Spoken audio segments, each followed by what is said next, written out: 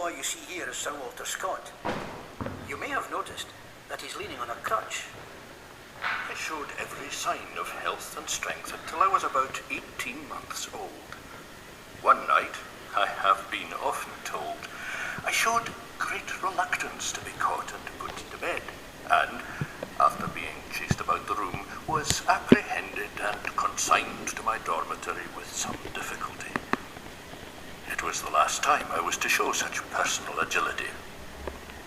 In the morning I was discovered to be affected with a fever. It held me 3 days. On the 4th, when they went to bathe me as usual, they discovered that I had lost the power of my right leg. Walter had contracted polio. His parents consulted various doctors and finally decided to send him to the country. And before I have the recollection of the slightest event, I was an inmate in the farmhouse at Sandyknowe. Walter loved Sandyknowe. His grandmother and his Aunt Janet, whom we see here with her little nephew, never tired of amusing him with books and the recital of ancient ballads. Helpless and helpless decrepitude was now a healthy, high-spirited and, my lameness apart, a sturdy child. Walter stayed in Sandyknowe for 4 years, and after that made frequent visits to his family there.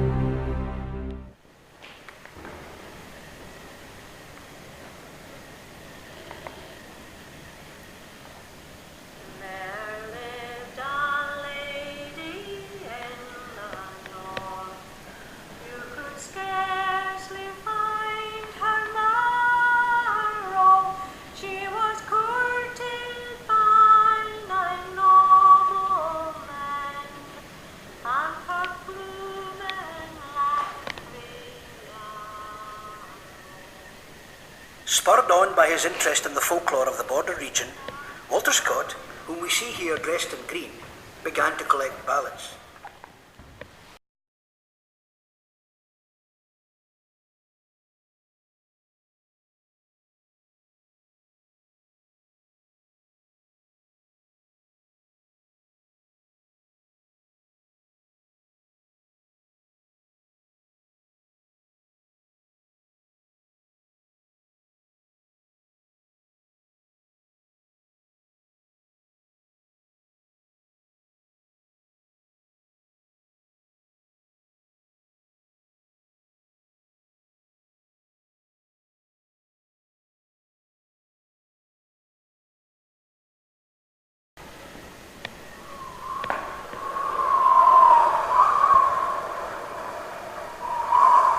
The way was long, the wind was cold, the minstrel was infirm and old. His withered cheek and tresses grey seemed to have known a better day.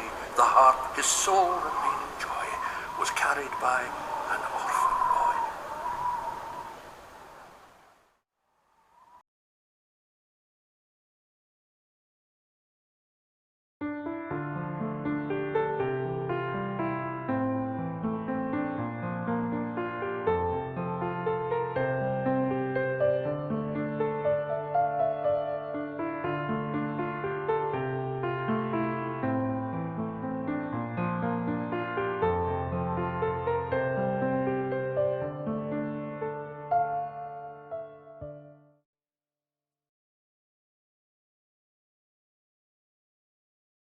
In spring 1596, William Armstrong of Kinmont, or Kinmont Willie, a notorious border reiver, was captured and imprisoned in Carlisle Castle.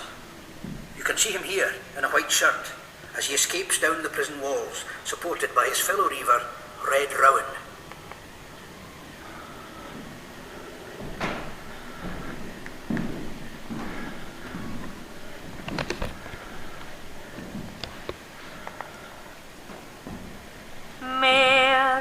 Hamilton's tae the kirk gain, wi' ribbons on her hair.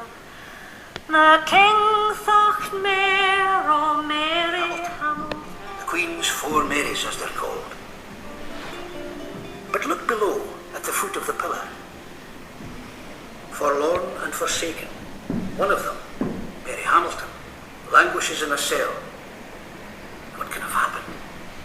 Word is tae the kitchen gain, and word is tae the hall, and word is tae the noble room among the ladies all.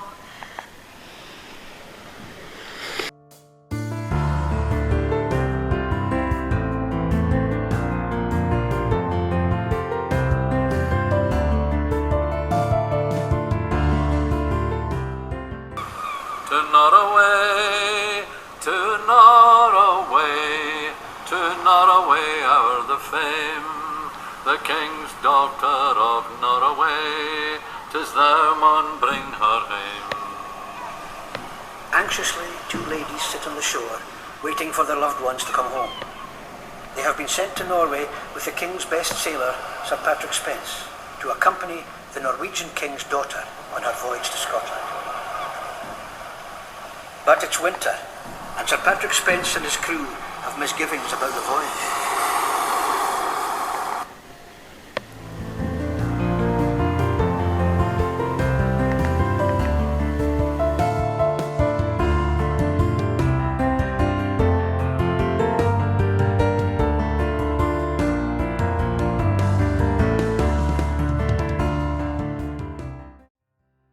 It fell upon the Lammas tide when the muirmen win their hay, that doughty Earl of Douglas rode into England to catch a prey. And here he is, the fearless Earl of Douglas, the red heart of the Douglas clan embroidered on his chest and holding the Scottish royal banner with the lion rampant. In 1387, James, Earl of Douglas, and his brother invaded Northumberland with 3,000 men. And he has burned the dales of Tyne and part of Bambrashire, and 3 good towers on Roxburgh Fells. He left them all on fire. And he marched up to Newcastle and rode it round about. Oh, was the lord of this castle, or was the lady o' it? In Newcastle, Douglas meets Henry Percy, the valiant Hotspur of Shakespeare's plays, who's lying in garrison there. The Scottish set up camp in Otterburn, but on the night of the 15th of August, 1388, they are attacked by Percy's army. When Percy with the Douglas met, I wot he was fu fain. They swat their swords till sair they swat, and the blood ran down like rain. But Percy with his good braid sword, that could so sharply wound, has wounded Douglas on the brow, till he fell to the ground.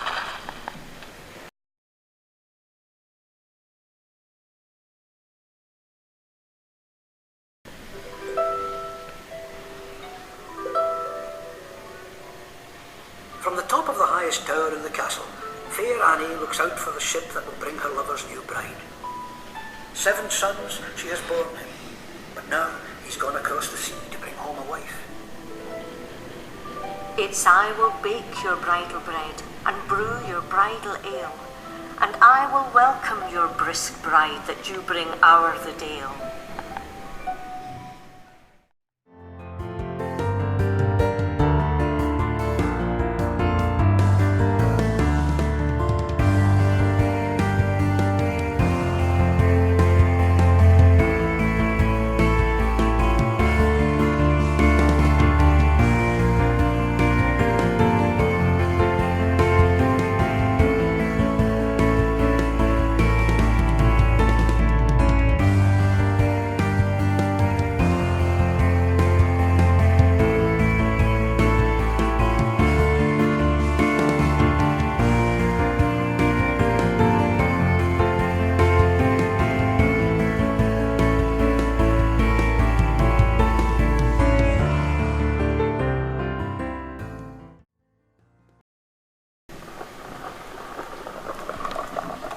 It's I, Jamie Telfer of the fair Dodhead, and a harried man I think I be. There's naething left at the fair Dodhead but a wafer wife and bairnies 3.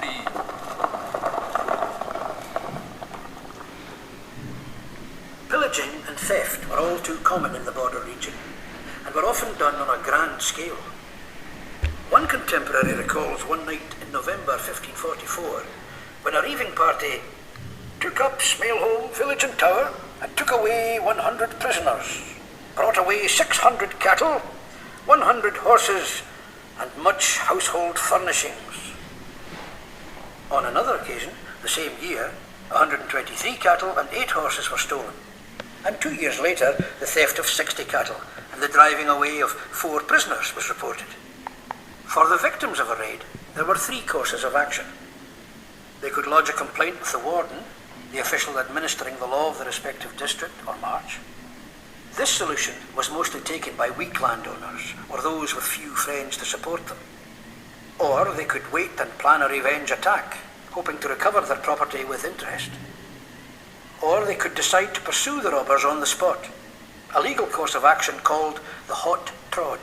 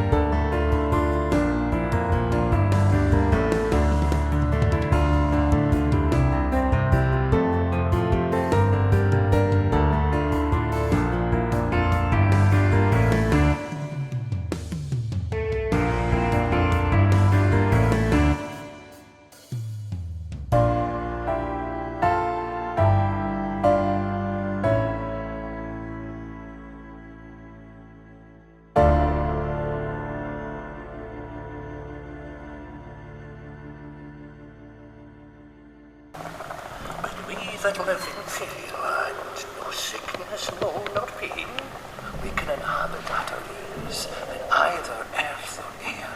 Our shapes and size we can convert, To either large or small, we sleep in rosebuds, soft and sweet.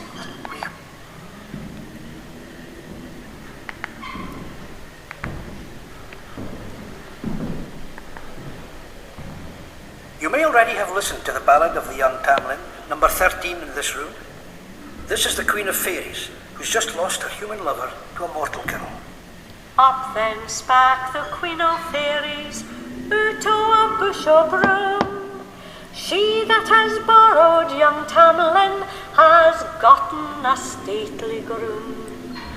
Up then spak the Queen of Fairies, out o' a bush o' rye.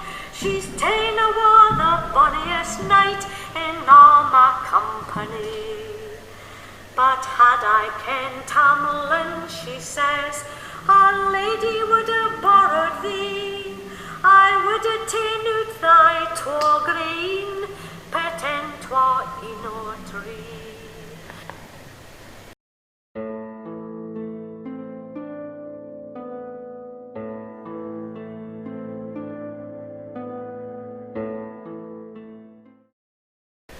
In the corner here, a woman sits hunched over, draped in a blue cloak. There lived a wife at Usher's Well, and a wealthy wife was she. She had 3 stout and stalwart sons, and sent them o'er the sea. They hadna been a week frae her, a week but barely 3, when word come to the Carlin wife that her son she'd never see.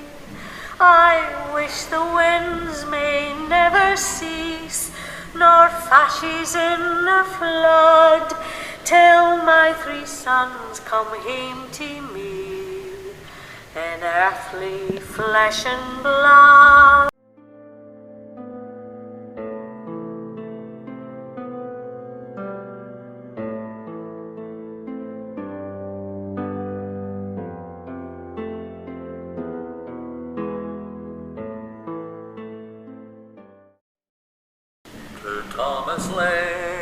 Huntly bank. A fairly he spied Wazy, and there he saw a lady bride come riding down by the yielding tree. Her shirt was o' the grass-green silk, her mantle o' the velvet fine, at ilka tet o' her horse's mane hung 50 silver bells and 9. Much like the Ballad of Tamlin, which you may already have listened to, the Ballad of Thomas the Rhymer tells the story of a young man's abduction by a fairy. But unlike Tamlin, Thomas the Rhymer is a real historic figure.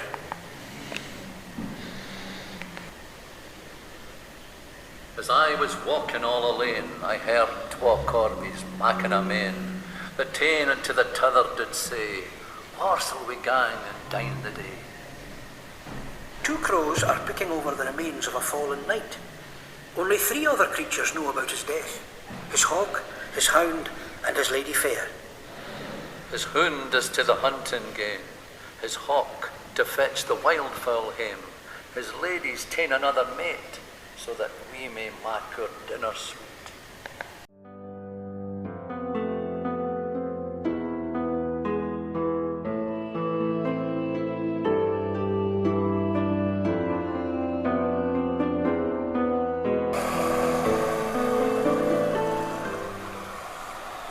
Oh, where hae ye been, my long-lost love, this long 7 years and more? Oh, I'm come to seek my former vows ye granted me before. A young married woman is lured away by her former lover, who promises her riches and 8 ships upon the sea. She has taken up her 2 little babes, kissed them both cheek and chin. Oh, fare ye weel, my ain 2 babes, for I'll never see you again.